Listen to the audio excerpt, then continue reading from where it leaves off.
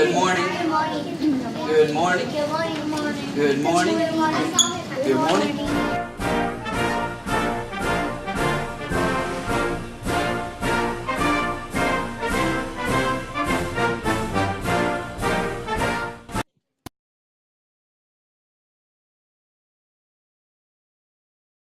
So for me, I think it's every kid as a whole child, first of all, not just academically, but a whole child, and understanding them as a whole child, but also themselves, them understanding themselves, and then what we can do about that and how we can work with that and make them the best that they can be in all aspects, and really, feed off their strengths, but build up what they consider their weaknesses as well.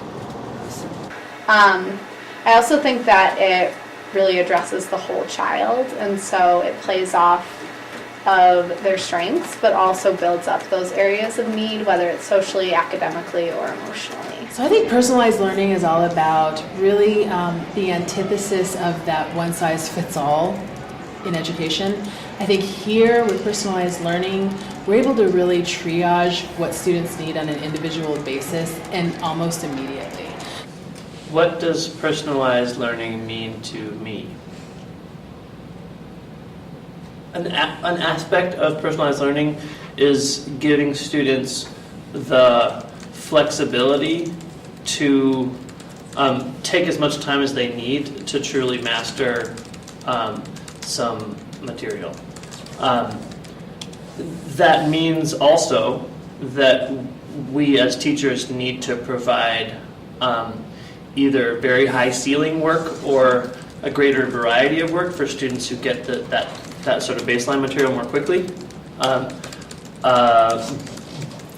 part of personalized learning means that we are able to, as teachers, ensure that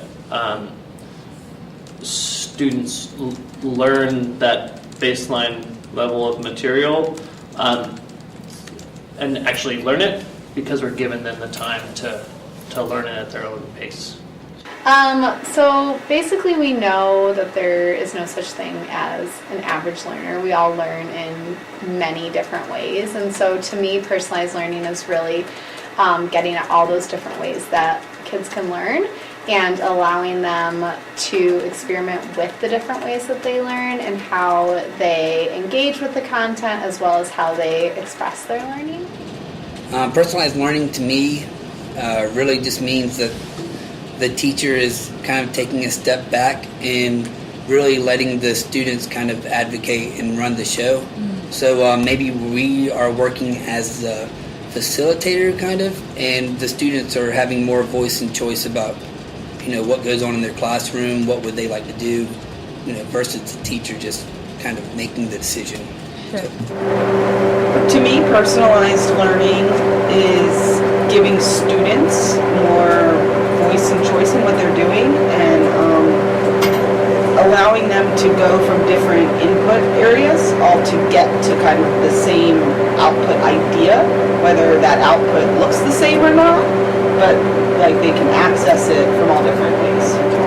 Personalized learning means to me that when we acknowledge that it takes a swath of different kinds of people with different kinds of talents to make the world go round, then that opportunity should be afforded to our children.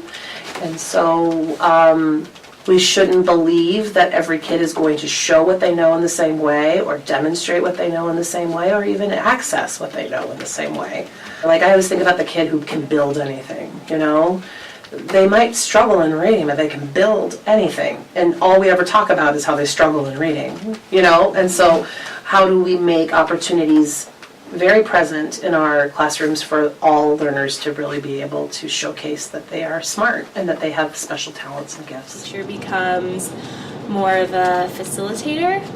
We work a lot on engagement and kids really feeling like they're engaged with what they're learning about. And so having more authentic tasks, as well as having kids kind of understand what are good habits that good learners have and helping them to develop those. So it's really just empowering learners and getting them invested and interested. And so it all starts kind of with them. What are they interested in? And then kind of designing things around that. So if that's been the formula that's been given to every teacher for every single year, then that makes sense that that's where people's idea is what education should look like. And so it's really flipping the whole idea of I do, we do, you do on its head. And it's really starting with the kids. It's kind of like, okay, you do, and let's kind of make paths for people along that, or let me give you something to help you with that, or maybe then you guys can go do this together. It's not really about like an individual kid doing their own thing. What it's about is for each group of students that walks in your room and like knowing all your kids really well, trying to create real relevance and also giving them as much ownership as possible. Students kind of become agents in their own learning, so they get to make their own choices about what they do, and maybe how they do it, or maybe when they do it. And then I think that another big part of creating agency is, like I said, trying as often as possible, wherever it makes sense for us and for them, to incorporate them into collaborating with us on what's coming. Even if we've already decided, these are the themes and this is how we want you to demonstrate your learning, in the end, like what are some ways we could potentially level that? Do you want to work with a partner, a group? What would work better? What texts do you guys think would be awesome? What topic of debate do you want to explore? Like those types of ideas really get them involved, and then when the assignment comes up, they don't feel like it's happening to them. They feel like it's a part of something that they were involved in deciding on. 90% of our class is reading on grade level, and their reading and writing kind of goes hand in hand as well. So I think by having these stations where it's like, research your topic and then write about it, or write about it and then make it, or go to the library and read about this, or we also have some word workstations where they can just practice writing whatever letters. I don't know. I just feel like by them being interested and engaged, they're proving to themselves and me that they can be capable of doing more. I'm getting more results, and the product's much better. The kids are like dying to get in the morning and don't want to leave in the afternoon. It is like so bizarre, but just the positive impact it's had on their outlook of school and like how they feel about school. Because they used to like want to stay outside and not come in, and now like they honestly are waiting outside the door in the morning when they're not supposed to be, and in the afternoon I have to beg them to pack up. I've taught this 9th grade physics course for a long time, and I would say both the combination of science practices and physics knowledge that we are genuinely teaching and seeing students learn is tremendous in this class compared to other places I've taught and other versions of this class that I've taught. We're able to get all of our students to a level that I would say maybe 3/4 or half of my students have reached in the past. We're also able to get 1/4 of our students to a totally different level that I've never seen from 9th graders before. Like we are trying to ultimately hold students to a bar that they wouldn't traditionally be held to until college. So I know for a fact that students that I have both in academic success class, and I might be their advisor, and I might be their business teacher, I notice that those students are doing really, really well because I have so many points of contact with them that A, we've got this great relationship, B, there's this content that we can speak on in throughout several times of the day, and they're able to take the things that they've learned in academic success and really apply them in other areas, and I'm able to use that as a reference. Like, are you showing growth mindset right now?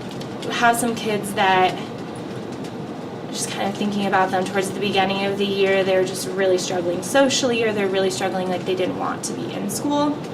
And the more that they would maybe, thinking about one student in particular, and he would always get in trouble a lot, and I think he didn't really understand why in the past. And so when we talked about, like the choices that you make and how that affects people around you, and then we really broke down, what are the rules, why are they here, what are the steps that you can take in order to get this freedom back that you want.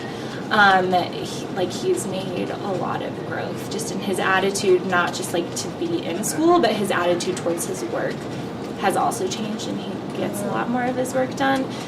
We had a student who came in to us who had missed 40-something days of school in 4th grade. I mean, a ton, just cataclysmic attendance, right?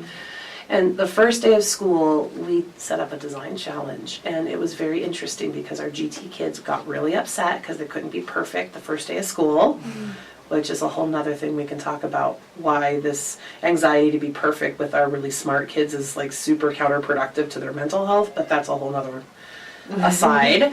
And I remember he was working on this project and he took a lead on it, and he was building something, and the kids said to him, I never knew you, some kids said to him, I never knew you could do that. And he said, you never asked me.